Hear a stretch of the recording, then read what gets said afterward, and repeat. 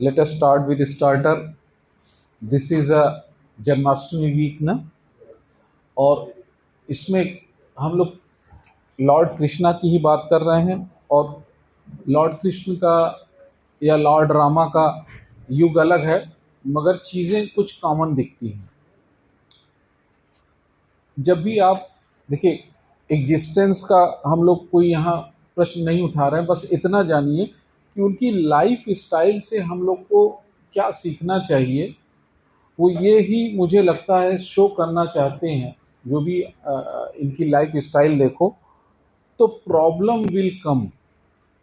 क्यों? क्योंकि अगर उन्होंने प्रॉब्लम फेस की है तो we are not an exception. देखिए, तो कृष्ण का तो जन्म ही कहाँ होता है? जेल में। पैदा होते ही घर बदल गया, जान बचा के इधर से उधर किया गया, फिर अगासुर मगासुर लगासुर डकासुर, जितने के आगे सुर लगा दो, सब इनको मारने के लिए व्यवस्था कर लिए थे, बचते बचाते।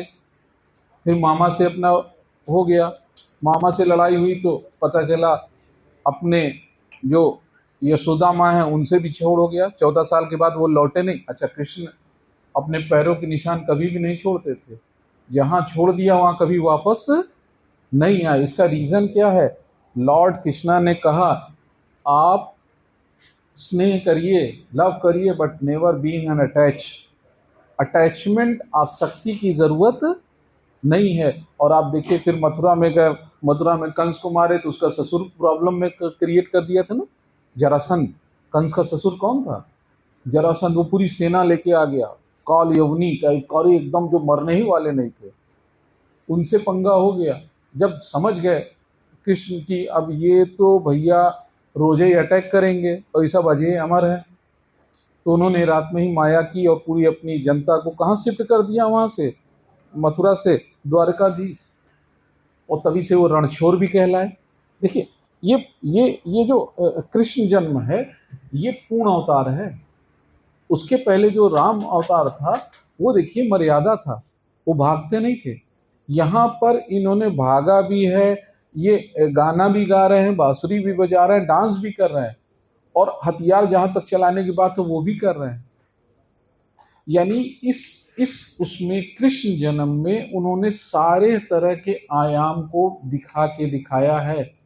और वो द्वापर युग में था, अभी कलयुग बाकी है। कलयुग का जो भगवान होंगे वो तो और ही नायाब होंगे, है ना। तो एकदम एकदम, क्योंकि देखिए हर युग का अपना अलग सिस्टम होता है। कल ही हमने जब ओशो का बताया था कि उन्होंने अपने प्रिंसिपल से कहा कि आप तो कौन से युग के हैं? आप सतयुगी हैं। तो उन्होंने कहा, बाद में कहा, तुम मूर्ख हो, कलयुग में सतयुग का व्यक्ति कैसे जन्म ले सकता? इसी तरह तो कृष्ण का हो चाहे राम जी का हो, आप देखें तो सबके जीवन में क्या आई है? प्रॉब्लम। पर राम ने अपने जीवन में जब प्रॉब्लम आई तो देखिए राम रोए भी हैं, बट आपने कभी कृष्ण को रोते नहीं देखा। कृष्ण की खासियत यही थी, जो वो अपने गीता में संदेश देते हैं कि सुख हो या दुख हो, चीज़ें आएंगी जाएंगी, we must have a neutral approach. और कुछ भी हो, बांसुरी बजाते रहिए और मस्त रहिए, क्योंकि कुछ ऐसा होगा ही नहीं जो नहीं होने वाला है, और कोई चीज़ आप रोक नहीं सकते जो होने वाला है। बहुत एकदम क्लियर है, जो होगा अच्छा होगा, जो हो रहा है वो अच्छा हो रहा है। हमें केवल करना क्या है कि गीता में जैसा लिखा गया है, निष्काम कर्म, कर्म करो और फल की चिंता, नॉन चैलियन बन के अपना मस्त होके कर्म कीजिए, बिना ये सोचे कि भाई मेरी उम्र निकली जा रही है। हाय, इतने उम्र में तो वो 3 बच्चों के पापा बन गए, अभी हम पता नहीं IVF सेंटर जाना पड़ेगा। हाँ, ज्यादा तैयारी कर लो तो बहुत जगह फिर तो भाई, है ना। Education is the best contraceptive, किसने कहा था? नेहरू जी ने। हाँ, ज्यादा तैयारी करा दीजिए, जनसंख्या अपने आप कम हो जाएगी। और हम भी एक कराते हैं, लंबा 4 साल 5 साल पढ़ा देंगे, अब वो ठीक है। तो अगर हम लोग इन महापुरुषों को देखें ना, इन महापुरुषों की जीवन से केवल इतना मिलता है कि हम कोई अपवाद नहीं है, धरती पे आए हैं तो हमें सुख भी मिलेगा और दुख भी मिलेगा। जीवन में हमारे कुरुक्षेत्र भी मिलेगा। कुरुक्षेत्र, हम सब का शरीर और मन कुरुक्षेत्र है।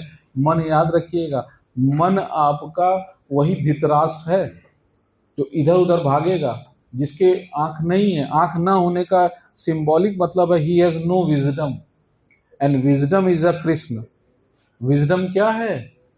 कृष्ण है। विजडम ध्यान रखिएगा कृष्ण है, और विजडम जब तक नहीं होगी विवेक का कोई अर्थ नहीं है। Knowledge has no meaning without wisdom, हम लोग बात किए थे लाओ त्से का भी ना।